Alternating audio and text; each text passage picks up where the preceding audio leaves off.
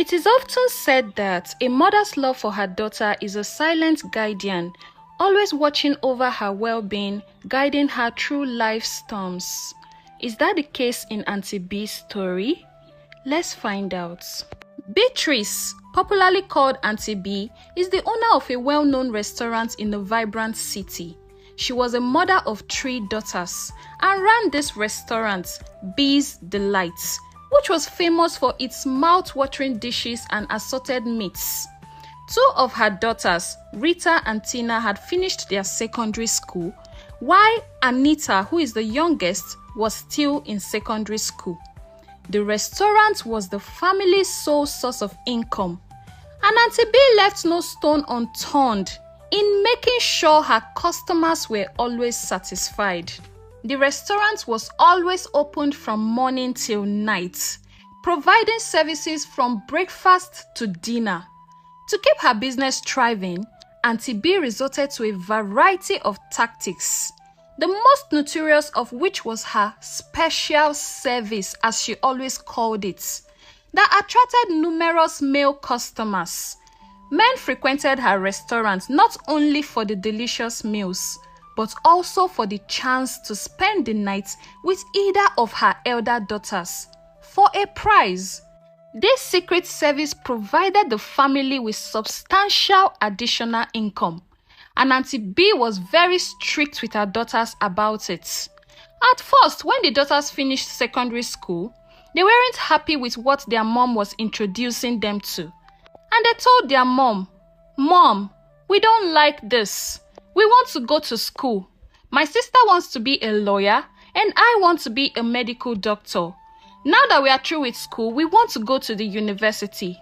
And Auntie B will always shout on her daughters, saying, "How can you say you want to go to the university?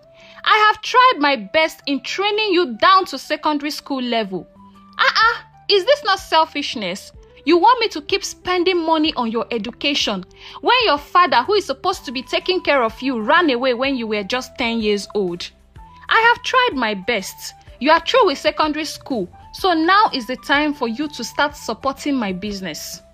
The eldest daughter will say to her mom, "Mama, we can support your business by helping you cook and serve customers, not selling our body for money." And Auntie B would not give an ear to that at all. It got to a time where she started starving her daughters at home because they refused to succumb to her request of satisfying her male customers. And because they didn't want to be a stubborn child or go against their mother's requests, they decided to do exactly what their mother said. Auntie B started using her daughters as business, counting money every morning, because whenever the daughters returned from the male customers' houses, they always came back with huge amounts of money. She counted this money with so much joy, forgetting the dangers she's putting her daughters through, or the possible sickness or disease the daughters are likely to get. Dear viewers, are there really mothers like this? Have you heard a story or come across a mother like this? Well, let's keep listening to this story. Most people believe the success of Auntie B's Delights was due to the exquisite food she made, unaware that the daughters' nightly company played a significant role. The daughters appearing to relish their interactions with the customers every night sometimes encouraged them to drink excessively and then took advantage of their intoxicated states to steal from them. Auntie B always encouraged her daughters to keep doing what they are doing. She always praised them. These are my daughters. You are making so much money for your mother. Don't worry. Tomorrow, I will buy you beautiful clothes, beautiful and attractive ones, and I'll buy you some more hairs and makeup so you can look more attractive.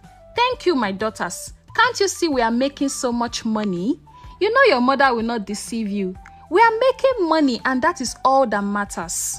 The children will reluctantly nod in agreement to what their mother was saying, and they continued this lifestyle for a very long time, forgetting the fact that they want to go to school.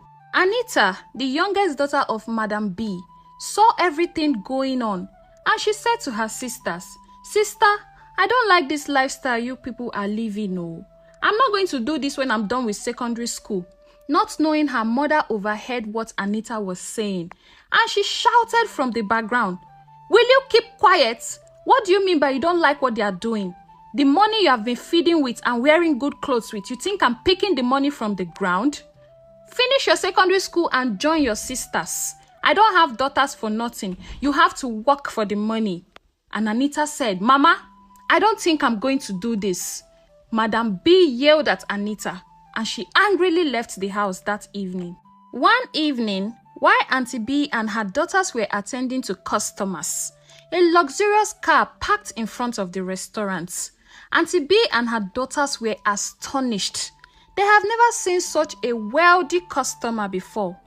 A man in his mid-50s stepped out of the car, and Auntie B wondered if he was lost. To her surprise, he walked in and requested for a menu. Auntie B quietly said to her daughter, "This man seems very wealthy. Opportunities like this are rare. Do whatever it takes to make him want to stay with you tonight.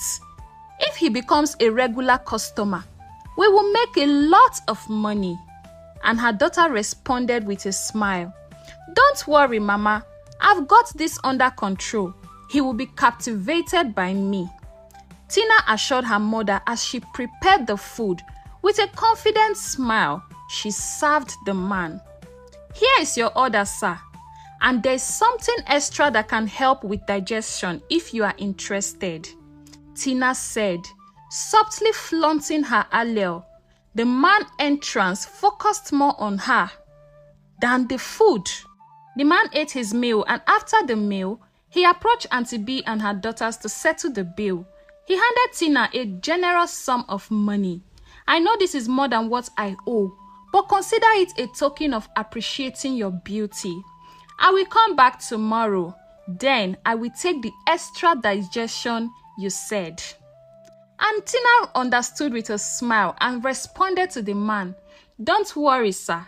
I'll be here tomorrow night, waiting for you." Auntie B was very excited about the huge amount of money this customer gave to Tina. And she said to Tina, Tina, you have to make sure you work hard when you follow him home tomorrow. This customer is rich." And Tina said, "Mama, don't worry. You know I always make you proud."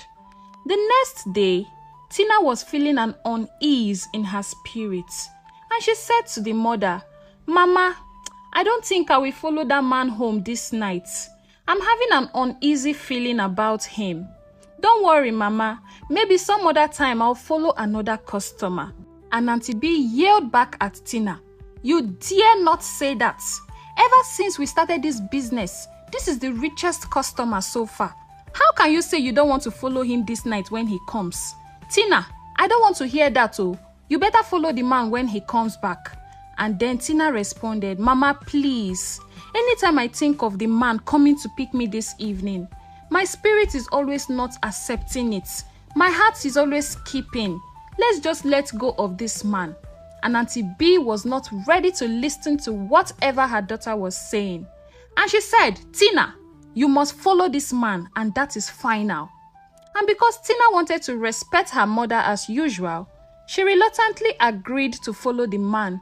That evening, the elderly man arrived with his luxurious car as usual, and he went straight to Auntie B, addressing her directly. "I would like to spend some days in my house with your daughter." Auntie B was like, "Days? That will cost you a lot of money." And the man said, "No problem. I have the money. I will pay as much as you want and even more." Auntie B, upon hearing that, agreed to his bidding without thinking twice. Who was this mysterious man? Was Tina's life in danger? Auntie B did not think of any of that. She pushed her daughter Tina into the man's car, telling her to make sure she behaves very well so they can get more money. And the man left with Tina. Auntie B did not suspect anything because the man already told her that Tina was going to be spending a lot of days with him. The next day, Rita, Madam B's other daughter walked up to her mother and said, "Mama, did you bother to call Tina to know if she arrived well or if she's okay where she is?" And Madam B replied, "Don't worry, Rita. The man will take care of her." And Rita said to her mother, "Mama, I think I'm pregnant. Please, Mama, what do I do?" And Madam B said, "What? You can't say that. How can you be pregnant? How are we going to make more money if you get pregnant? My friend, you better look for what to do with that. Don't tell me that kind of a thing again." And she chased Rita out of her presence, asking her to do whatever it takes to make sure they make more money, not getting pregnant. Few days later, Auntie B was sitting in her restaurant when she received a call from a stranger that her daughter Rita was at the hospital, that she should run along to the hospital. When Auntie B got to the hospital, she saw her daughter's lifeless body lying on the floor. And she asked the doctor, "Doctor, what happened to my daughter?" And the doctor responded, "Madam, she attended to get rid of a pregnancy. And this is what the result turned out to be." Auntie B started crying. "Oh no, I have led my daughter into killing herself. What do I do?" And just as she was walking out of the hospital, she saw where crowd gathered. She wondered why the crowds were there. And as she walked to the crowd to see what was going on, she saw her daughter's body, Tina, also on the floor. The crowd said a car came to drop Tina's lifeless body on the floor, that they had used Tina for ritual purposes. Auntie B was shattered. She was heartbroken. She had lost her 2 daughters in one day. She cried uncontrollably and blamed herself for everything. She said, "Oh no, I have killed my daughters with my own hands. Oh no." She kept on crying. That was when it dawned to Auntie B that she had made a very big mistake. And she said, "I have failed my daughters as a mother. All I wanted was them to have the best life, to have enough money. All the money they've been giving to me, I've been saving it for them. I guess I chose the wrong decision by sending them out. Oh no." And she cried. Anita, the last daughter, upon hearing what had happened, was very angry with her mother. And she said to her, "Mama, I told you, we don't need to sell ourselves. There are better ways to succeed," she said. And Madam B apologized to Anita. "Please forgive me, my daughter. Everything I did was for you and your sisters. I didn't know it would turn out like this." And Madam B closed down her restaurant completely and looked for other ways she could make money. After losing her 2 daughters, she wasn't ready to continue with that line of business again. And she focused more on taking Anita through her education and became the better mother that she was supposed to be in the first place.